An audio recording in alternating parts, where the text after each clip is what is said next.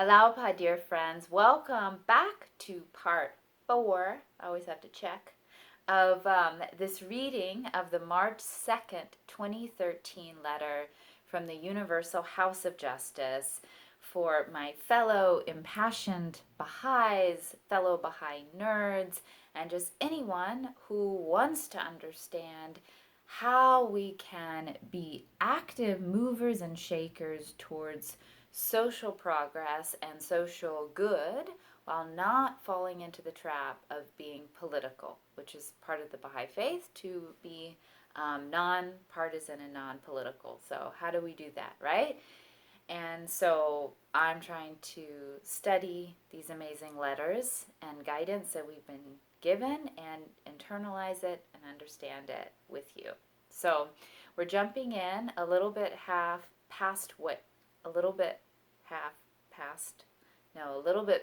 halfway.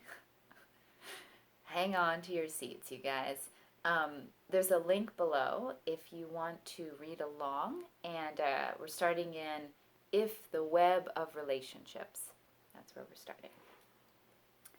If the web of relationships alluded to above is to take shape and give rise to a pattern of life distinguished by adherence to the principle of the oneness of humankind, certain foundational concepts must be carefully examined. Most notable among them is the conception of power. Clearly, the concept of power as a means of domination with the accompanying notions of contest, contention, division, and superiority must be left behind. This is not to deny the operation of power. After all, even in cases where institutions of society have received their mandates through the consent of the people, power is involved in the exercise of authority.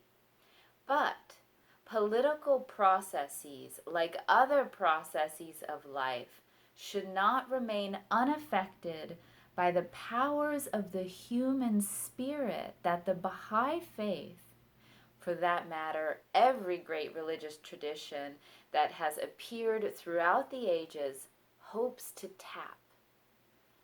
The powers of the human spirit that the Baha'i faith and all faiths hope to tap.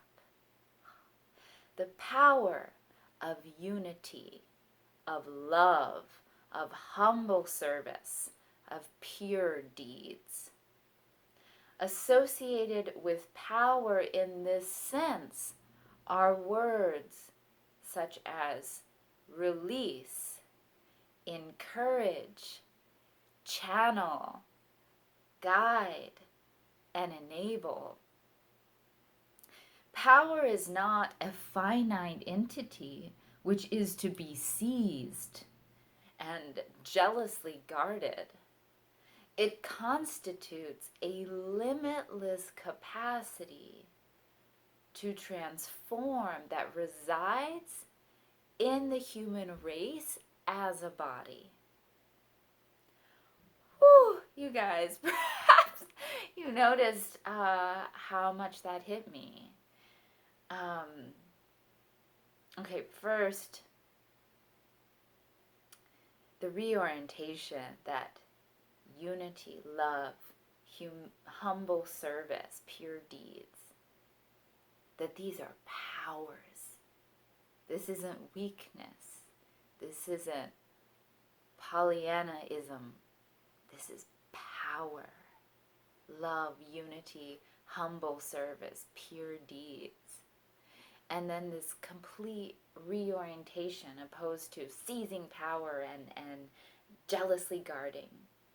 But release, encourage, channel, guide, enable. I don't know what it is. Those words are just choking me up. Comment if it's choking you up too. Okay. The Baha'i community readily acknowledges that it has a considerable distance to traverse before its growing experience yields the necessary insights into the workings of the desired set of interactions.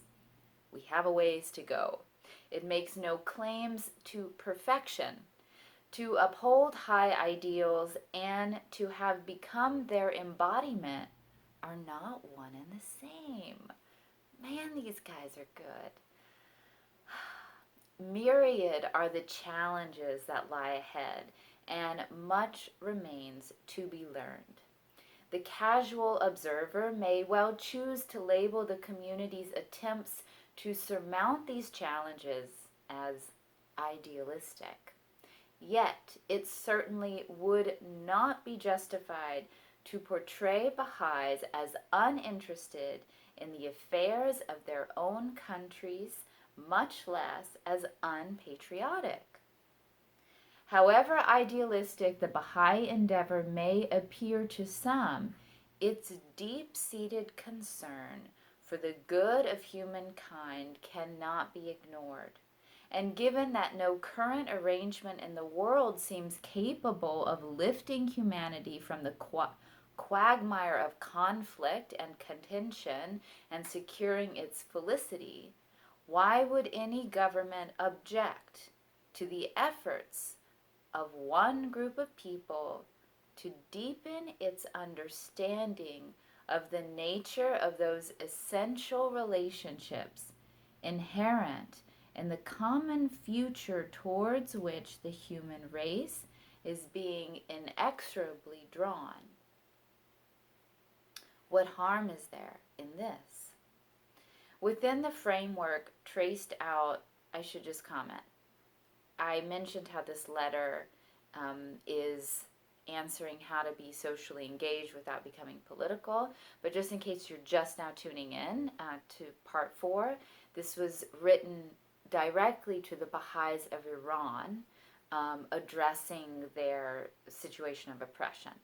So it's a very specific audience, but very broad implications for the learnings that we can all take. But that's who this letter is to.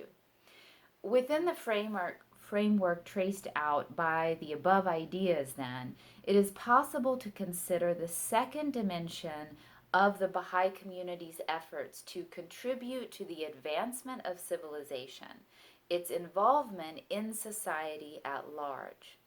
Clearly, what Baha'is see as one aspect of their contribution cannot contradict the other. They cannot be seeking to establish patterns of thought and action that give expression to the principle of oneness within their community, yet engage in activities in another context which, to whatever extent, reinforce an entirely different set of assumptions about social existence. To avoid such a duality, the Baha'i community has progressively refined over time, on the basis of the teachings of the faith, the main features of its participation in the life of society. First and foremost, Baha'is endeavor, whether as individuals or as a community, to put into practice the command of Baha'u'llah. They that are endued with sincerity and faithfulness should associate with all the peoples and kindreds of the earth with joy and radiance, inasmuch as consorting with people have promoted and will continue to promote unity and concord, which in turn are conducive to the maintenance of order in the world and to the regeneration of nations. I'm going to stop this video right there and in fact revisit that beautiful passage from Baha'u'llah in part 5. Follow me there. All right. I love you guys. Check out the links below if you'd like to become a patron and become a part of my art and my contributions to this online space. Remember to subscribe to my channel, to like and comment. Those will help other people find it. And you know what else will help other people find these videos? If you share them. with your email friends, with your Facebook friends, with your Twitter friends, I don't know, whatever you guys use, help share this sort of fun way to deepen into our guidance. All right, bye-bye, you guys.